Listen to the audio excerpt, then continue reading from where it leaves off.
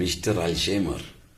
ചിലവർക്ക് ഞാൻ അൽഷൈമറാകാം, ചിലവർക്ക് ഞാൻ നല്ലോനാകാം, വെടക്കോനാകാം.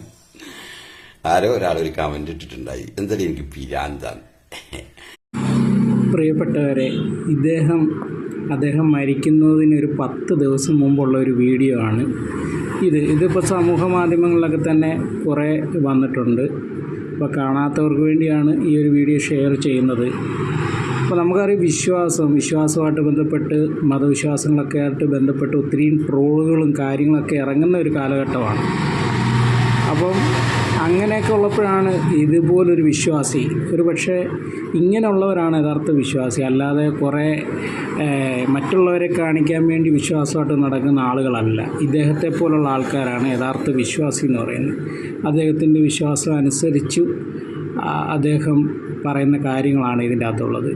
അപ്പോൾ അദ്ദേഹത്തിന് വരാൻ പോകുന്ന മരണത്തെ സ്വീകരിക്കുന്നതിനെയൊക്കെ കുറിച്ച് അദ്ദേഹത്തിൻ്റെ വിശ്വാസം അനുസരിച്ച് ആണ് ഇതിനെക്കുറിച്ച് പറയുന്നത്. അപ്പോൾ നമുക്ക് ആ വീഡിയോ പൂർണ്ണമായിട്ടൊന്ന് കേട്ടു നോക്കാം. ഓക്കെ. Mister Alzheimer. ചിലവർക്ക് ഞാൻ അൽഷൈമറാകാം, ചിലവർക്ക് ഞാൻ നല്ലോനാകാം, വെടക്കോനാകാം. ആരോ ഒരാളൊരു കമന്റ് ഇട്ടിട്ടുണ്ടായി, എന്തായാലും എനിക്ക് പിരാന്താണ്. നീ എങ്ങനെയെല്ലാം ജീവിച്ച മനുഷ്യനാ, ഇപ്പൊ എന്താ ഇങ്ങനെ? ഞാൻ ചിന്തിച്ച്, കാരണം എൻ്റെ ശരീരത്തിൽ നിന്ന് മണ്ണ് മണക്കാൻ തുടങ്ങിയിട്ടുണ്ട്. മണ്ണ് മണക്കാൻ തുടങ്ങിയിട്ടുണ്ട്.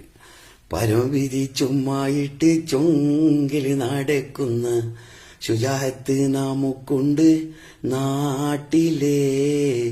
കഥയെന്തെന്നറിവുണ്ടോ നാളെ കിടക്കുന്ന കബറെന്ന ഭയങ്കര വീട്ടിലേ. എന്റെ കൂട്ടുകാരിൽ ഒരുപാട് അസ്സലാമലൈക്കും പറഞ്ഞു പോയി കേട്ടാ. ഒരുപാട് പേര്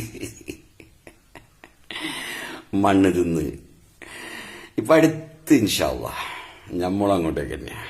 കാരണം മണ്ണിന്റെ മണം വരാൻ തുടങ്ങി. ഞാൻ ഇന്ന് നിങ്ങൾക്ക് നല്ലൊരു മരുന്ന് പറഞ്ഞു തരാം. ഈ രാന്താണെങ്കിൽ വിചാരിച്ചോളൂ, അതൊരു മൊഞ്ച. അതായത് രാത്രി നല്ല കടുപ്പത്തിലുള്ള കട്ടൻ കാപ്പി ആക്കുക, നമ്മളെ നാടൻ കാപ്പിപ്പൊടിയില്ലേ അതിൽ. എന്നിട്ട് പഞ്ചസാര ഇടണ്ട, 2 സ്പൂണ് ഒലിവ് ഓയിൽ അങ്ങ് ഒഴിച്ചിട്ട് കുടിക്കുക. എന്റെ മോനെ എല്ലാ രോഗവും പോയി. എന്ത് രോഗം പോയി? നമുക്ക് ഈ ശോചനം ക്ലിയർ ആയി കഴിഞ്ഞാലുണ്ടല്ലോ, ഗ്യാസ് ട്രബിള്, നടുവേദന, തലവേദന, നെഞ്ഞുവേദന, ഇങ്ങനെ പറയപ്പെടുന്ന എല്ലാ രോഗവും അങ്ങ് പോയി കിട്ടും. ഒരു മനുഷ്യനെ ഏറ്റവും കൂടുതൽ സന്തോഷിക്കേണ്ട സമയം ഏതാണെന്നറിയാവുക? ഷെറ് വരുമ്പോൾ സന്തോഷിക്കണം. ഈ ഷെറ് വരുമ്പോൾ സന്തോഷിക്കണമെങ്കിലില്ലേ, നല്ലൊരു ഈമാന്റെ കട്ടി വേണം കേട്ടാ. അത് എല്ലാവർക്കും പറ്റുന്നൊരു സംഗതി ഒന്നല്ല ഈ ഷെറ് വരുന്ന സമയത്ത് സന്തോഷിക്കുക എന്ന് പറയുന്നത്. ഈ ഷെറ് വരുന്ന സമയത്ത് സന്തോഷിക്കാൻ കഴിഞ്ഞിട്ടുണ്ടെങ്കിൽ, അൽഹംദുലില്ലാ അൽഹംദുലില്ലാ എന്ന് പറയാൻ കഴിഞ്ഞിട്ടുണ്ടെങ്കിലേ, ഹൈറ് 100% 100% ഹൈറ് വരും എന്നുള്ളതാ. എന്തായാലും വരും. നിങ്ങൾ ശ്രദ്ധിച്ചിട്ടുണ്ടാ, ഒരു 50-60 വയസ്സിലുള്ള 70 വയസ്സിലുള്ള ഒരു മനുഷ്യന്മാർ അവർ സന്തോഷത്തിലാണ്. കാരണം പലതും അവർ അതിജീവിച്ച് പിന്നെ ഒരു സ്വസ്ഥ ജീവിതമുണ്ട്. മനസ്സിലായില്ലേ? അപ്പോ ഷെറ് വരുന്ന സമയത്ത് നമുക്ക് സന്തോഷിക്കാൻ കഴിഞ്ഞിട്ടുണ്ടെങ്കിലേ, യാ അല്ലാഹ് വല്ലാത്തൊരു മൊഞ്ചാണ് കേട്ടാ.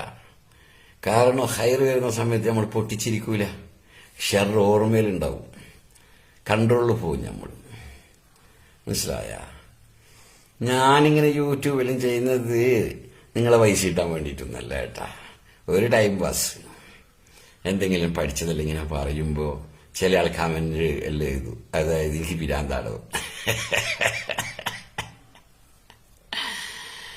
അങ്ങനെ രസത്തില് വരുന്നയാ. ഞാന് ഇപ്പൊ അടുത്ത് ബുറൈമി എന്ന് പറഞ്ഞ സ്ഥലത്ത്, ഒമാനില് ബുറൈമിയിൽ കുറച്ച് ദിവസം, ഒരു കൊല്ലത്തോളം ഉണ്ടായി. അവിടുത്തെ ഒരു സുബഹി നിസ്കാരത്തെ പറ്റി ഞാൻ പറഞ്ഞു തരാം.